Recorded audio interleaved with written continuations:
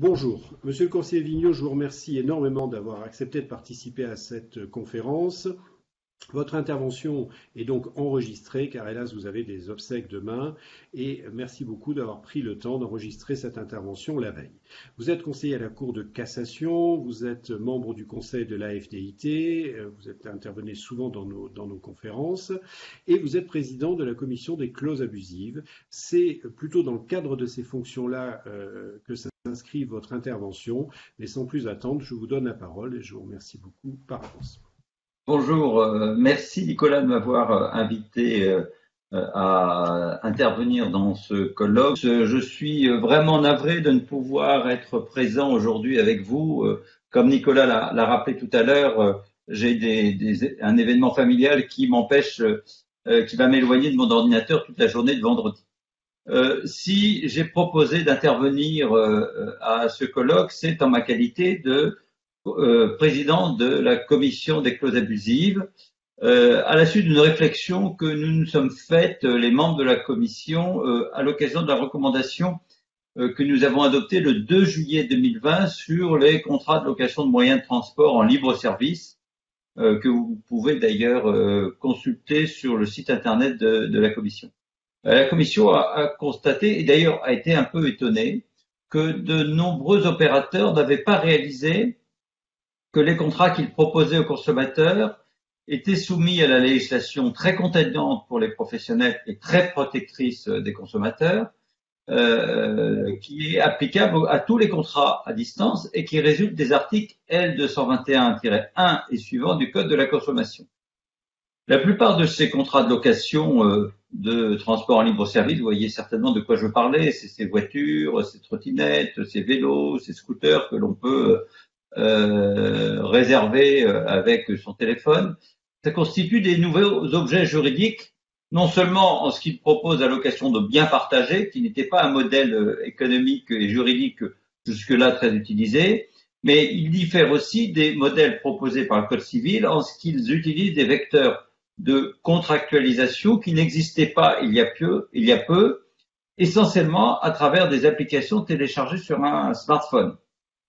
En cela, et dès lors qu'ils sont conclus, je cite le texte, sans la présence physique simultanée du professionnel et du consommateur et par le recours exclusif à une technique de communication à distance, ils relèvent de cette législation sur les contrats à distance prévus à l'article L221-1 que je vous ai cité tout à l'heure. Alors, un petit rappel historique, l'origine de cette législation, elle remonte à la loi du 6 janvier 1988 sur les opérations de vente à distance et le téléachat. Cette législation a été modifiée par une ordonnance du 23 août 2001 qui a transposé une directive européenne de 1997, puis une nouvelle loi du 17 mars 2014 qui a transposé une nouvelle directive du 25 octobre 2011. Donc le régime juridique actuel français est un régime de transposition d'une directive européenne. Alors, cette législation avait au départ vocation à s'appliquer aux opérations de vente par correspondance sur catalogue. C'était la Redoute, c'était les Trois Suisses. Et elle s'est ensuite adaptée pour appréhender des nouveaux vecteurs de contractualisation sans présence physique entre les parties, le téléachat d'abord et le commerce électronique par Internet ensuite. Mais ce que n'avait pas nécessairement saisi l'ensemble des acteurs économiques dont nous avons étudié les contrats, c'est que dans son dernier état, cette législation s'applique à l'ensemble des techniques de communication à distance sans se restreindre aux seules conventions conclues par Internet. Et donc, elle va s'appliquer aussi aux contrats conclus par le biais des applications sur cette plateforme. Et cette appréhension par la loi consumériste n'est pas sans conséquence car la législation transposée en cette matière déroge de façon très considérable au droit commun des contrats en accordant aux consommateurs des prérogatives exorbitantes s'il n'est pas fait attention, peuvent mettre en péril le modèle économique de certaines activités y recourant. Ces prérogatives de droit commun peuvent être synthétisées de la façon suivante. Elles accordent aux consommateurs le droit à une obligation renforcée d'information avant la conclusion du contrat, mais aussi après cette formation, Et la méconnaissance de cette information est sanctionnée par une amende administrative et dans certains cas par la nullité du contrat. Deuxième droit hors du commun, c'est le droit discrétionnaire et unilatéral du consommateur de se rétracter pendant 14 jours. Et enfin, c'est le droit d'exiger du professionnel une obligation de résultat de l'exécution de son obligation. Donc, je vous propose d'examiner plus en détail ces trois volets de la législation sur sur les ventes à distance. Mais auparavant, quelques mots sur le champ d'application, qu'on soit bien clair sur le champ d'application de cette législation. Avant l'entrée en vigueur de la loi du 7 mars 2014, cette législation s'appliquait à toute vente de biens et à toute prestation de services conclue sans la présence simultanée des parties entre un consommateur et un professionnel qui, je cite le texte, pour la conclusion du contrat, utilise exclusivement une ou plusieurs techniques de communication à distance. C'était l'ancien article L121-16. Étaient seuls exclus les contrats passés entre consommateurs ou entre professionnels, ainsi qu'un certain nombre d'activités énumérées à l'article L121-17 ancien du Code de la consommation, parce que je vous précise que tout cela a été recodifié récemment. La loi du 17 mars 2014 a défini de façon plus restrictive le contrat à distance, puisqu'il s'agit désormais, selon le nouvel article L221-1, d'un contrat conclu, je cite, dans le cadre d'un système organisé de vente ou de prestation de services à distance, qui suppose une certaine habitude, sans la présence physique simultanée du professionnel et du consommateur, et par le recours exclusif à une ou plusieurs techniques de communication à distance. Donc, une vente ponctuellement conclue par voie électronique n'est plus soumise au dispositif légal. Et si l'on s'en tient au considérant 20 de la directive européenne, puisque nous sommes dans un texte de transposition, donc ce texte doit être interprété à la lumière de la directive. Un contrat qui est négocié dans un établissement commercial du professionnel avant d'être finalement conclu en recourant à une technique de communication à distance ne devrait pas être considéré comme un contrat en distance. Cette exclusion paraît logique. Elle se heurtera. Donc, si vous voulez, si le contrat est d'abord conclu dans les locaux du professionnel, les prémices se font dans les locaux du professionnel pour ensuite être concrétisé à distance, c'est en principe non soumis à l'article L221-1. Mais ça se heurte de toute façon à de sérieux problèmes de preuve si le professionnel ne prend pas le soin de faire figurer sur le contrat une mention faisant référence à cette phase préalable qui s'est déroulée dans son établissement. Un contrat qui est ébauché en recourant à une technique de communication à distance, mais qui est finalement conclu dans l'établissement commercial du professionnel, ne devrait pas non plus être considéré comme un contrat à distance, de même que le contrat résultant d'une réservation faite par un consommateur à l'aide d'une communication à distance pour demander la prestation de service à un rendez-vous. Par exemple, lorsque vous téléphonez à votre coiffeur pour prendre rendez-vous. Ça, ce n'est pas un contrat à distance au sens de l'article L221-1. En revanche, le click and collect, dans la mesure où le contrat est conclu uniquement à distance et que ce n'est que l'exécution du contrat qui se fait par voie physique, il reste soumis à la loi aux dispositions de l'article L221-1. En revanche, et toujours selon le même considérant 20, est considéré comme ayant été réalisé à distance, ce contrat négocié et conclu à distance par un consommateur qui aura auparavant visité l'établissement commercial uniquement afin de collecter des informations sur les biens et les services. Donc, la visite dans laquelle il n'y a pas de pourparlers et de négociation qui se limite à une simple visite, eh bien, ne va pas exclure l'application de l'article L221-1 du Code de la consommation. Alors, l'article L221-4 prévoit expressément que le dispositif s'applique aussi, mais je le dis pour mémoire parce que je pense que ça vous intéresse peu, moins sur la fourniture d'eau, de gaz, d'électricité, lorsqu'ils ne sont pas conditionnés dans un volume délimité ou en quantité déterminée, ainsi que la fourniture de chauffage urbain, mais aussi, et cela je pense intéressera plus notre auditoire, le contenu numérique non fourni sur un support écrit. Donc la fourniture d'un contenu numérique non fourni par un support écrit s'applique et est soumis aux dispositions de l'article L221.1 par l'effet de dispositions spéciales, à savoir l'article L221-4. Mais il existe un certain nombre d'activités qui sont cependant exclues du champ d'application du texte et qui sont énumérées à l'article L221-2. Je ne vais pas faire l'énumération, elle est un peu fastidieuse, mais je vous invite je vous renvoie à ce texte qui énumère les différentes hypothèses où l'application du texte est exclue. Voyons maintenant les différents volets de la protection du consommateur, les prérogatives exorbitantes qui sont accordées au consommateur et qui pèsent sur le professionnel. Alors, tout d'abord, l'information préalable du consommateur. L'article L221-5 impose au professionnel une obligation d'information précontractuelle. Ainsi, celui-ci doit, préalablement à la conclusion du contrat de vente ou de fourniture de service, avec la notion de fourniture de service, le contrat de fourniture de service, c'est une notion qui nous vient du droit européen, qui n'était pas connue dans le Code civil avant l'ordonnance du 10 février 2016. Bien, donc ce professionnel doit communiquer au consommateur de manière lisible et compréhensible un certain nombre d'informations qui sont listées à l'article L221-5. Alors, on a tout d'abord toutes les informations prévues aux articles L111.1 et L111.2 du Code de la consommation sur les caractéristiques du produit.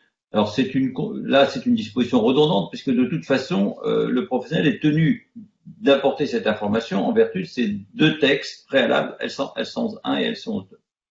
Deuxième série d'informations, lorsque le droit de rétractation existe. Alors, on va voir plus tard que ce droit de rétractation, il est exclu dans certaines hypothèses. Mais lorsqu'il existe, eh bien, l'information doit porter sur les conditions d'exercice de ce droit et ainsi que le formulaire type de rétractation dont la présentation et les mentions qu'il contient sont fixées par décret.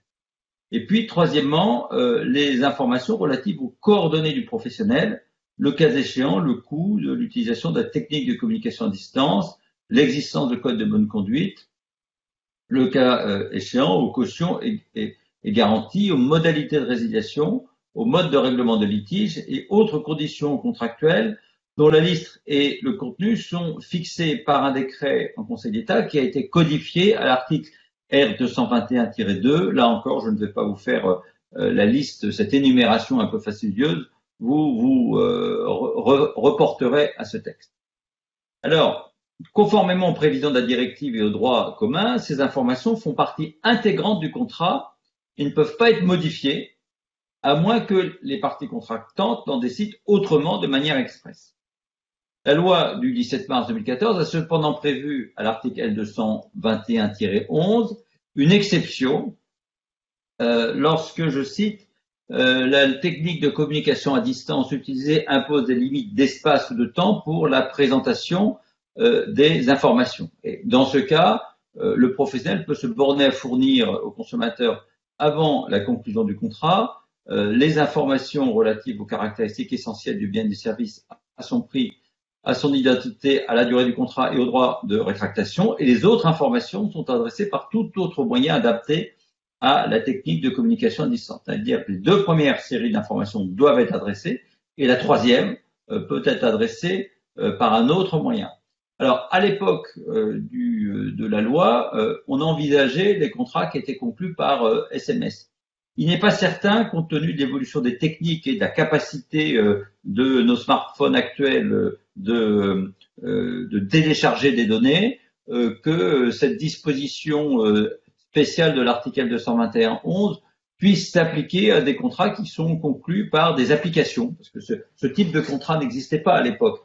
Et alors, dans une application qu'on a sur un smartphone, on peut finalement mettre beaucoup d'informations. Et je ne suis pas persuadé que, en ce cas, la jurisprudence considère qu'il y a des limites d'espace ou de temps pour la présentation de ces informations. En toute hypothèse, l'article L221-7 prévoit, et ça c'est très logique car je ne vois pas comment il pourrait en être autrement, que la charge de la preuve concernant le respect de ces obligations pèse sur le professionnel.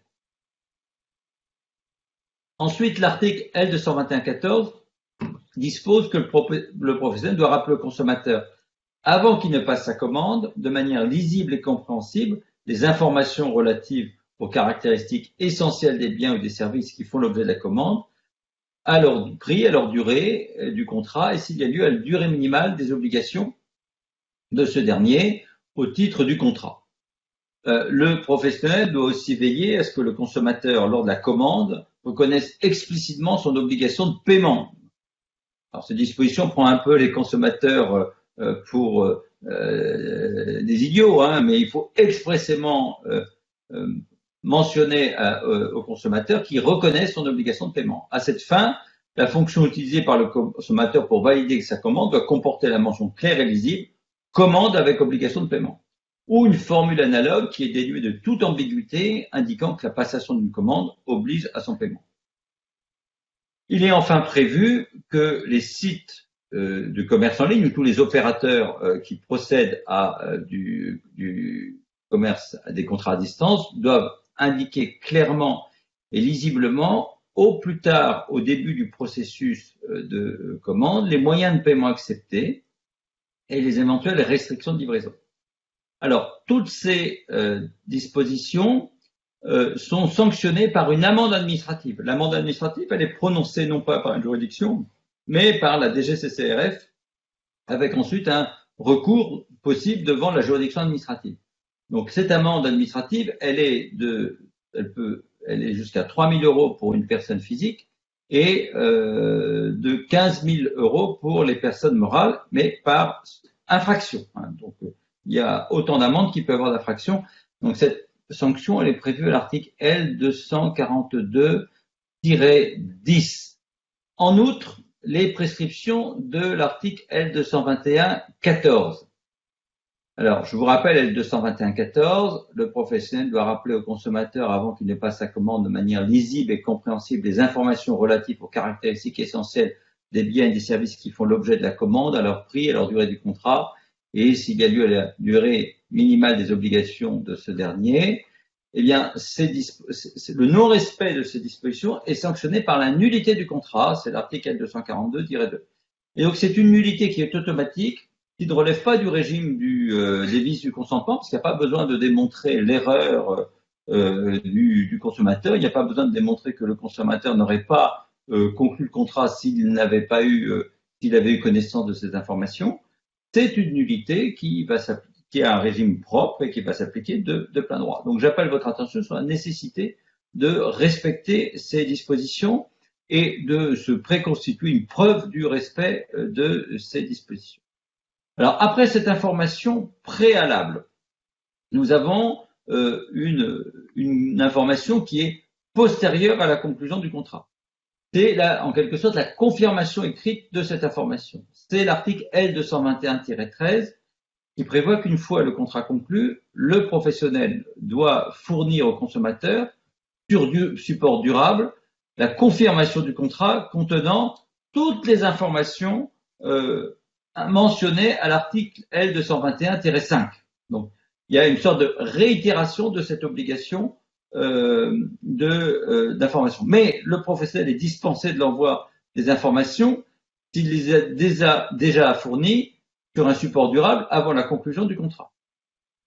Donc, autrement dit, si le professionnel adresse avant la conclusion du contrat sur un support durable toutes ces informations, il n'est pas obligé de le réitérer. En revanche, si ces informations ne sont pas avant le contrat adressées au consommateur sur un support durable, le professionnel doit la réitérer cette fois-ci sur un tel support. À cet égard, la loi nouvelle précise à l'article L221-1, troisièmement, que par support durable, il faut entendre tout instrument permettant au consommateur ou au professionnel de stocker des informations qui lui sont adressées personnellement afin de pouvoir s'y reporter ultérieurement pendant un laps de temps adapté aux fins de façon à ce qui lui permet la reproduction à l'identique des informations stockées. Cette définition, elle reprend celle des directives de 2002 et de 2011 et doit s'interpréter à la lumière d'un arrêt de la Cour de justice de l'Union européenne du 5 juillet 2012 qui nous dit que ne satisfait pas aux exigences de la directive de 2002 et donc mutatis mutandis à celle de 2011, le professionnel qui se borne à transmettre au consommateur un courrier électronique contenant un lien hypertexte dès lors, je cite la Cour, que les informations ne sont ni fournies par cette entreprise, ni reçues par le consommateur, et qu'un site ne peut être considéré comme un support durable. Donc, attention donc aux informations qui seraient adressées par un simple lien hypertexte. Il faut vraiment adresser un support durable. L'idéal, c'est le fichier PDF ou un mail sur lequel vont figurer toutes ces informations. Alors, ces informations doivent être adressées selon l'article L221-13, dans un délai raisonnable après la conclusion du contrat. Alors, je ne sais pas trop ce que c'est qu'un délai raisonnable, hein, c'est un standard qui n'est pas très précis, mais en toute hypothèse, au plus tard, au moment de la livraison du bien ou avant le début de l'exécution du service. Et le contrat doit aussi être accompagné d'un formulaire type de rétractation dont l'usage, cependant, par le consommateur n'est pas obligatoire. C'est-à-dire que le professionnel est tenu d'adresser un formulaire de rétractation, mais le consommateur n'est pas tenu d'utiliser le formulaire que lui a adressé le professionnel. Alors là encore, ces dispositions sont sanctionnées par une amende administrative dont de 3 000 € pour une personne physique et de 15 000 € par une personne morale, mais par une autre sanction aussi. Il y a également, à côté de cette sanction administrative, il y a une sanction civile qui, cette fois-ci, n'est pas la nullité du contrat, mais la prolongation du délai de rétractation d'une durée de 12 mois. C'est-à-dire que si le professionnel ne fournit pas ces informations sur support durable, eh bien, il va se voir imposer un délai de rétractation qui est de 12 mois. C'est l'article L221-20. Alors, venons-en justement à ce fameux délai, ce droit de rétractation. C'est l'article L221-18 qui prévoit que le consommateur dispose d'un délai de 14 jours pour exercer son droit de rétractation d'un contrat à distance, et ce, sans avoir à motiver sa décision, ni à supporter d'autres coûts que ceux prévus aux articles L221-23 à L221-25, pour faire bref, c'est-à-dire les frais de retour. Alors, ce délai court, alors suivant qu'il s'agit d'un contrat de vente ou d'un contrat de prestation de service. S'il s'agit d'un contrat de prestation de service, le délai court dès la conclusion du contrat. En revanche, si c'est un contrat de vente, le délai court dès la réception du bien par le consommateur ou un tiers autre que le transporteur désigné par lui. Alors, on peut avoir des hypothèses de commandes qui portent sur plusieurs biens livrés séparément ou de commande d'un bien composé de lots ou de pièces multiples dont la livraison est échelonnée sur une période définie. Eh bien, dans ce cas, le délai court à compter de la réception du dernier lot ou de la dernière pièce. En revanche, s'il s'agit d'un contrat qui prévoit la livraison régulière de biens pendant une période définie, donc c'est les mêmes biens qui est livré régulièrement pendant une période définie. Là, en revanche, le délai court à compter de la réception du premier bien. Lorsque les informations relatives au droit de rétractation n'ont pas été fournies au consommateur préalablement à la conclusion du contrat, hein, comme je vous ai dit, eh bien, ce délai n'est pas de 14 jours, mais il est de 12 mois à compter de l'expiration du délai de rétractation initial. Donc, 12 mois à compter de la conclusion du contrat pour les prestations de services ou 12 mois 12 mois à compter de l'expiration du délai de 14 jours, donc ça fait 12 mois et 14 jours à compter de la conclusion du contrat pour les prestations de services, et 12 mois et 14 jours à compter de la livraison du bien pour la vente. Toutefois, lorsque la fourniture de ces informations intervient pendant cette prolongation, c'est-à-dire que le professionnel s'est rendu compte qu'il n'avait pas adressé les informations relatives au droit de rétractation, il les adresse de nouveau pendant cette prolongation d'un an. Eh bien, dans ce cas, le délai de rétractation expire au terme d'une période de 14 jours à compter du jour où le consommateur a reçu ces informations. Autrement dit, si le professionnel a oublié de transmettre les informations relatives au droit de rétractation, on ne peut pas dire que tout n'est pas perdu, hein. il dispose encore de la faculté d'adresser ces informations et c'est l'envoi, la réception de cette faculté qui va interrompre le délai de 12 mois et ensuite ce ne sera plus qu'un délai de 14 jours à compter du moment où le consommateur aura reçu ces informations. Alors le consommateur peut exercer son droit de rétractation par tout moyen, sans être tenu d'utiliser le formulaire de rétractation remis par le professionnel, dès lors qu'il utilise un moyen qui exprime de façon non ambiguë sa volonté de rétracter. C'est sur le consommateur, cette fois-ci, que repose la charge de la preuve d'établir qu'il a exercé son droit de rétractation dans les conditions prévues par la loi. Et comme il s'agit d'une disposition d'ordre public, toute clause par laquelle le consommateur abandonne son droit de rétractation est nulle. Et la commission des clauses abusives est très attentive là-dessus et a d'ailleurs plusieurs fois eu l'occasion de stigmatiser des clauses qui, sous le couvert d'aménager ce droit de rétractation ou de conférer un droit de retour contractuel, avaient en réalité pour objet de réduire le droit du consommateur à exercer la faculté reconnue par la loi. Vous l'avez peut-être déjà tous rencontré, c'est ces contrats qui prévoient que pour exercer le droit de rétractation, il faut le transmettre dans l'emballage d'origine non détérioré, alors que souvent ce sont des emballages qui ne peuvent s'ouvrir qu'en les déchirant, avec un code barre collé en bas à droite du côté droit du colis, avec une lettre de dissertation expliquant les raisons pour lesquelles on envisage de se rétracter. Toutes ces clauses qui, sous couvert de formaliser l'exercice de ce droit de rétractation ou de faire croire au consommateur que ce droit de rétractation n'est pas un droit légal mais un droit contractuel, sont considérées comme étant non seulement nulles mais abusives dans les contrats conclus entre professionnels et consommateurs. Alors, quelques précisions sur les types de contrats propres à chacune des types de contrats.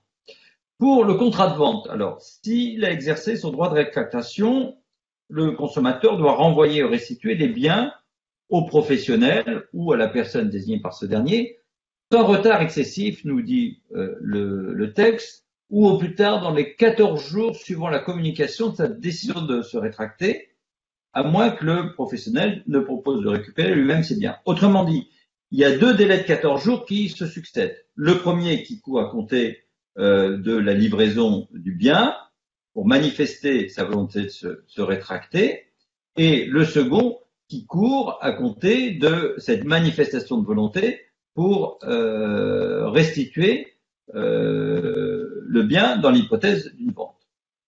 Alors, le consommateur ne supporte que les coûts directs de renvoi des biens, c'est-à-dire que les coûts que lui-même supporte pour renvoyer les biens, sauf si le professionnel accepte de le prendre à sa charge, ce qui est le cas parfois, ou si le professionnel a omis d'informer le consommateur que ces coûts sont à sa charge. Dans ce cas, le consommateur peut demander le remboursement de ses frais d'envoi.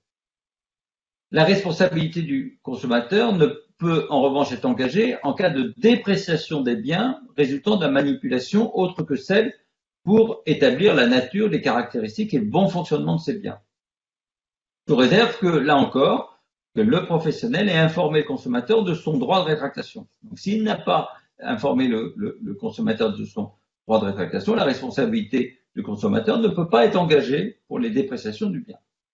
Autrement dit, le droit de rétractation est destiné à vérifier la conformité du bien à l'usage auquel on le destine et non pas à commencer à l'utiliser. C'est une sorte ça peut être comparé à une cabine d'essayage. Vous essayez des vêtements, vous avez le droit de les enfiler, de les porter, mais vous n'avez pas le droit ensuite de marcher dans la rue, de vous promener ou d'aller faire de la gymnastique avec les vêtements que vous avez essayés.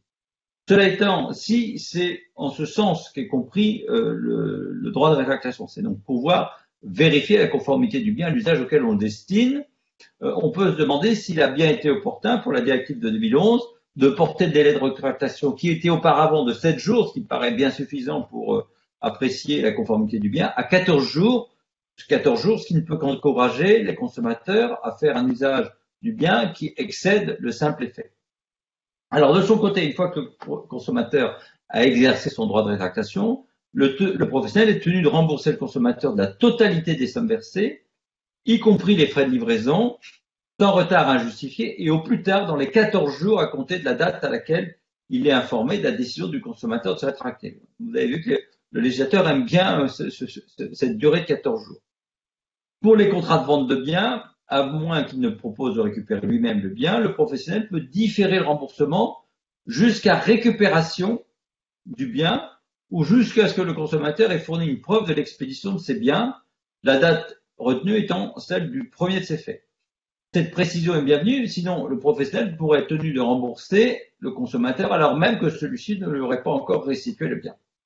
Au-delà, les sommes dues, au-delà de ce délai de 14 jours, les sommes dues sont de plein droit majorées de 5% si le remboursement intervient au plus tard 30 jours après l'expiration de ce délai, de 10% si le retard est compris entre 30 et 60 jours, et de 35 entre 60 et 90 jours, et de 5 points supplémentaires par nouveau mois de repart puis au taux légal.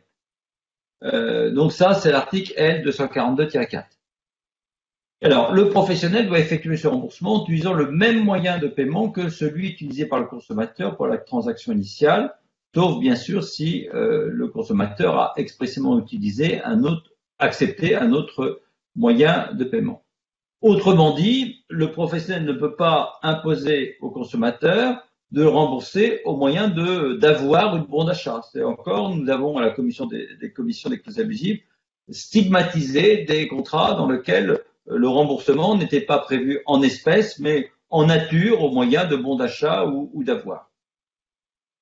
Alors, s'agissant des contrats de prestation de service, en principe, si le professionnel débute sa prestation de service avant l'expiration du délai de rétractation et que le consommateur exerce son droit de rétractation pendant ce délai, il n'est tenu au versement d'aucune somme.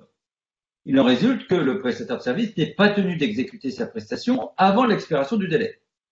Cependant, le consommateur peut souhaiter que l'exécution de la prestation débute au plus tôt, avant la fin du délai de rétractation. Parfois, il y a un besoin immédiat d'exécution de ce délai.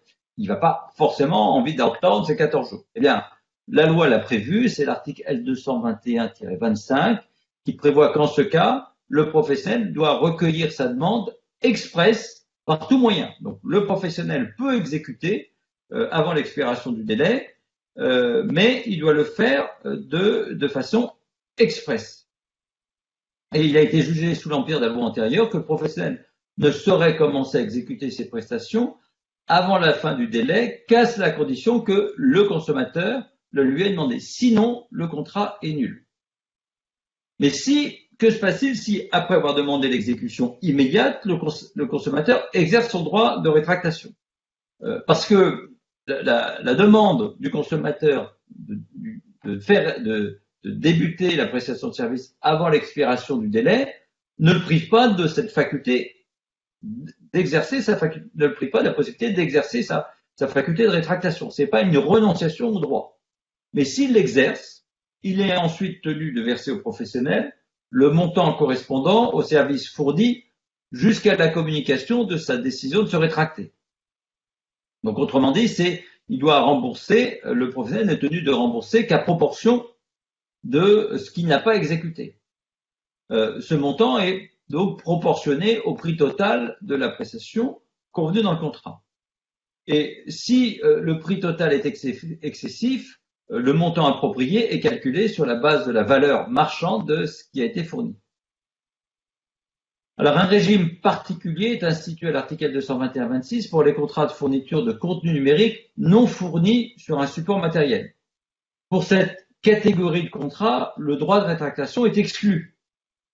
Sauf si, donc c'est une exception dans l'exception, sauf si le professionnel n'a pas recueilli l'accord préalable express du consommateur pour l'exécution du contrat avant la fin du délai de rétractation et de son renoncement, ou si le contrat ne reprend pas les mentions prévues au second alinéa de l'article L221-13, c'est-à-dire la fourniture dans un délai raisonnable et avant l'expiration du contrat, la confirmation de son accord express, etc., etc. Je vous renvoie à ce texte. De façon générale, l'article L221-27 prévoit que l'exercice du droit de rétractation met fin à l'obligation des parties soit d'exécuter le contrat à distance, soit de le conclure lorsque le consommateur a fait une offre. Alors cette dernière formulation est un peu obscure puisque par définition le droit de rétractation ne peut s'exercer qu'après la conclusion du contrat. Il met aussi, ça c'est important, automatiquement fin à tout contrat accessoire sans frais pour le consommateur autre que ceux prévus à l'article L221-23 et 221-25, c'est-à-dire les frais de renvoi. On pense notamment au contrat de crédit destiné à financer l'opération. C'est-à-dire que si un contrat accessoire au contrat principal, l'exercice par le consommateur de son droit de rétractation a pour effet d'anéantir les contrats accessoires. Et donc, on voit bien que le Code de la consommation insère ainsi dans les contrats conclus à distance une condition résolutoire véritablement potestative puisque l'acheteur ou le consommateur n'a pas besoin de se justifier pour s'en prévaloir. Ce n'est non pas un processus de formation échelonnée des parties du contrat, qui serait considéré comme prévaloir jusqu'à l'expiration du délai, ce qui est le cas par exemple dans le contrat de crédit immobilier. En réalité, l'article L221-18 ouvre un droit de rétractation qui intervient postérieurement non seulement à la formation du contrat, mais on l'a vu même au-delà de son exécution. Donc le contrat est valablement formé dès sa conclusion et le consommateur n'a aucune action à réaliser pour qu'il se consolide. Il est dès le départ définitif. On n'est pas du tout comme dans le contrat de crédit immobilier où une fois que l'offre a été faite, le consommateur a une démarche à faire dans un certain délai. Là, si le consommateur ne fait rien, le contrat est valablement conclu. C'est donc une condition résolutoire et non pas suspensive, mais cette condition résolutoire, elle est véritablement potestative. L'exercice de ce droit de rétractation va remettre en cause rétroactivement un contrat valable, définitivement formé et même exécuté. On voit donc que ce délai n'a pas pour effet de différer l'exercice du consentement, ni d'affecter sa formation ou la force exécutoire du contrat. C'est bien en cela qu'on peut parler d'une clause résolutoire. Et il s'agit d'un droit discrétionnaire qui est créé au profit du consommateur. Celui-ci n'a pas besoin de se justifier et le vendeur ne peut lui réclamer aucune pénalité en contrepartie, à l'exception des droits de retour. Alors, l'article L221-28 prévoit cependant l'exclusion du droit de rétractation pour un certain type de contrat. Donc, il y a des contrats qui sont soumis à la législation sur les contrats à distance, L221-1, mais L221-28 exclut cependant l'exercice du droit de rétractation pour ces contrats. Je ne vais pas vous en faire l'énumération qui est là encore un peu fastidieuse. Je vous renvoie à la lecture de ce texte. Enfin, tout manquement aux dispositions encadrant les dispositions d'exercice du droit de rétractation ainsi que ses effets est là encore passible d'une amende, cette fois-ci dont le montant peut aller jusqu'à 15 000 € pour une personne physique et 75 000 pour une personne morale. Dernier volet, c'est la responsabilité de plein droit. C'est l'article L221-15 du Code de la consommation qui introduit un mécanisme de responsabilité du plein droit du professionnel qui est très proche de celui de l'article 15.1 de la LCEN. Alors, je cite ce texte. Le professionnel est responsable de plein droit à l'égard du consommateur de la bonne exécution des obligations résultant du contrat conclu à distance, que ces obligations soient exécutées par le professionnel qui a conclu le contrat ou par d'autres professionnels de service, sans préjudice de son droit de recours contre ceux-ci. Toutefois, il peut s'exonérer de toute ou partie de sa responsabilité en apportant la preuve que l'inexécution ou la mauvaise exécution du contrat est imputable soit au consommateur, soit au fait imprévisible et insurmontable d'un tiers au contrat ou un cas de forme majeure. Donc on voit que ce texte, qui reprend en grande partie les dispositions de l'article 15.1 de la LCEN, ne contient aucune limite en ce qui concerne le type de contrat et les modalités de son exécution. Et contrairement à ce dernier texte, il ne se limite pas à la vente, comme l'article 15.1, mais englobe tous les contrats, y compris ceux d'entreprise qui sont qualifiés ici de prestation de services, mais aussi certainement les contrats de location, puisque pour la Cour de justice de l'Union européenne, le contrat de location, c'est un contrat de prestation de services. En instaurant une responsabilité de plein droit, un concept qui était jusque-là réservé au domaine de la responsabilité civile délictuelle, ce texte analyse comme imposant aux professionnels une obligation de résultat. Ça signifie donc que pour les contrats de service qui jusque-là n'imposaient aux professionnels qu'une obligation de moyens, Eh bien, désormais, s'ils sont conclus à distance, il impose à la charge du professionnel une obligation de résultat. La Cour de cassation a d'ailleurs tiré la conséquence en déduisant, qui s'en déduisait à l'occasion d'une instance en suppression des clauses abusives, que les fournisseurs d'accès Internet étaient tenus à une obligation de résultat. Et la commission des clauses abusives, dans sa dernière recommandation dont je vous ai parlé, en a déduit que lorsqu'un consommateur avait, à travers son application mobile, réservé un véhicule de transport, le loueur avait une obligation de résultat, et non pas de moyen, de lui fournir ce bien. Le professionnel est donc présumé responsable de l'exécution du contrat. Il ne peut s'exonérer de sa responsabilité en prouvant son absence de faute. Sauf la faute, seule la faute du consommateur ou la force majeure sont de nature à l'exonérer. On voit donc que ce texte modifie considérablement le régime de l'obligation de délivrance du vendeur. Jusqu'alors, le vendeur à distance se libérait de son obligation par la remise de l'objet vendu au transporteur et la preuve de la délivrance résultant du bon de remise. Les relations entre ces derniers, entre le transporteur et le vendeur et l'acheteur, étaient régies par la règle de l'article L132.7 du Code de commerce. Mais ce qui disait que la marchandise sortie du magasin du vendeur ou de l'expéditeur voyage, signe à convention contraire, aux risques et périls de celui qui lui appartient. Ainsi, dans l'hypothèse d'une vente contre remboursement, l'acheteur supportait les risques et les pertes de la chose. Le Code de la consommation inverse ce dispositif. Et d'ailleurs, un arrêt du 13 novembre 2008 de la Cour de cassation qui statuait sur l'application de l'ancien article L120-20-3 qui est devenu L221-5 a jugé que le transporteur ne pouvait être considéré comme un tiers au contrat et que désormais, le vendeur ne peut plus s'exonérer de sa responsabilité en cas de défaut de livraison de la chose. C'est le vendeur qui supporte les risques de la chose. Il peut cependant se retourner, le cas échéant, contre le responsable direct du dommage, qui pourrait être le cas échéant le transporteur, auquel il avait confié sa livraison. Il faut enfin préciser que la responsabilité de l'intervenant ne joue que pour l'exécution des obligations nées du contrat.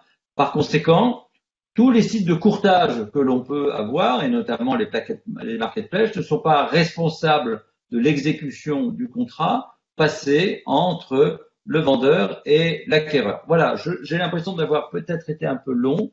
Je vous remercie de votre attention. Bon, alors non, c'était surtout très très très intéressant. Vraiment, merci beaucoup pour cette intervention. On n'aura pas la possibilité, puisque c'est enregistré, de vous poser des questions, ce qui vous laissait un petit peu plus de temps. Je vous remercie parce que réellement, c'est quelque chose qui va pouvoir être utilisé par les professionnels, parce que je peux m'en faire témoin. Nos clients nous posent fréquemment des questions sur ces contrats qui laissent un petit peu les consommateurs souvent dubitatifs. Hein. Et donc, vous allez nous fournir votre texte et je crois que c'est quelque chose qu'on va pouvoir utiliser, nous professionnels, au quotidien. Ça va intéresser les étudiants, ça va intéresser plusieurs catégories de professionnels parce que c'est des contrats auxquels les consommateurs sont confrontés tous les jours et donc ce pas à pas et ce mode d'emploi de ce qui est possible dans ces contrats va être extrêmement utile. Et vraiment, merci beaucoup pour cette intervention et j'espère à très bientôt à nouveau et puis que j'espère surtout qu'on pourra l'année prochaine et les autres années, dans le cadre de la FDIT à Paris ou ailleurs, se réunir tous ensemble comme on le faisait avant. Merci beaucoup, Monsieur le conseiller Vigneault. Merci beaucoup, Nicolas. Puis j'espère vous retrouver l'année prochaine à Aix ou à Marseille. Absolument. Merci.